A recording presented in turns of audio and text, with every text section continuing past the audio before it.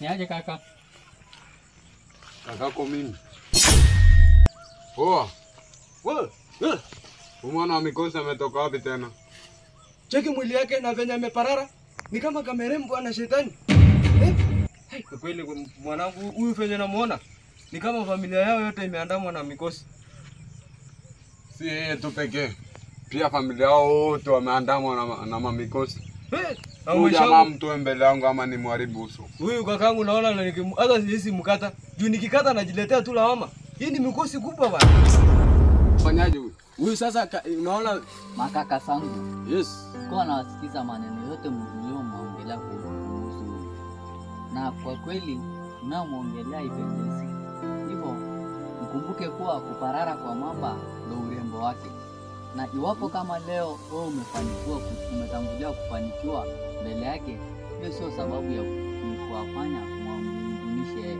Kumbuka yule Mungu aliyekufanikisha wewe ndio pia kamuumba wewe.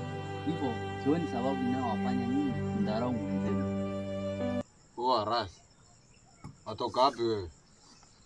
Umeingia tu na mapanganga zako kwa mtetea huyu. Uwen. Wewe ras. Wewe mwenyewe uko na Madrid nini na aje baada uje group yako unakuja kumtetea mtu mwingine hata ajulikane venye ametoka. Yeye mwenyewe ameandamana na mkosi unakuja kuleta mastori zako za wantu hapa nini? Nyinyi naona mko na nini moja si ndio?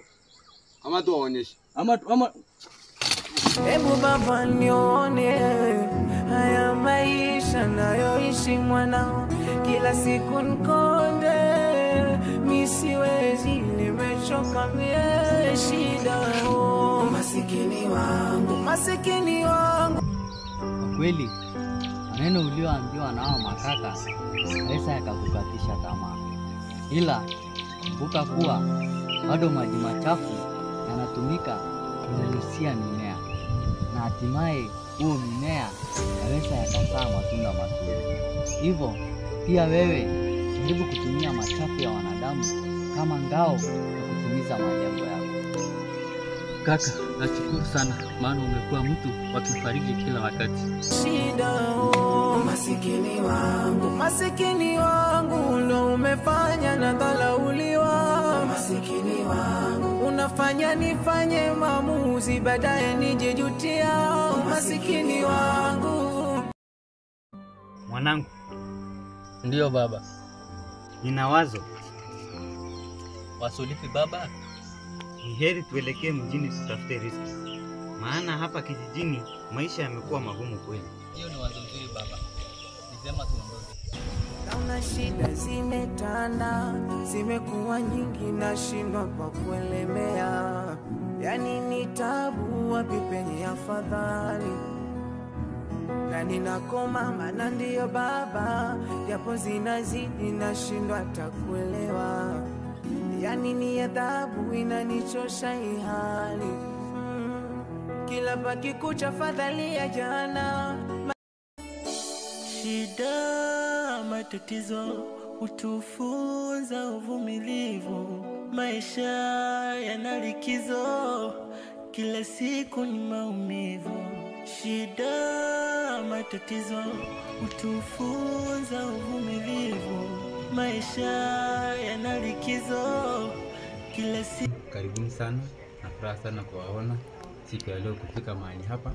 Hapa ni kwangu, nina nyumba, uko na gari, kila kitu ninayo, hela ninayo, lakini zaidi ya yote sina furaha katika maisha yangu. Moyoni mwangu naumia sana kwa sababu ya kupoteza familia yangu. Ndio maana mnaona niko katika hali hii, lakini kila kitu niko nayo.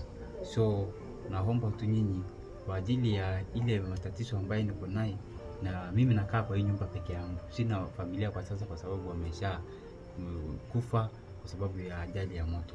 So mimi ningependa tu nyinyi mweze kukuja mahali hapa, mweze tukae pamoja ili mniweze kuondolea hayo matatizo na upoke ambayo katika moyo. Pole sana kaka yangu.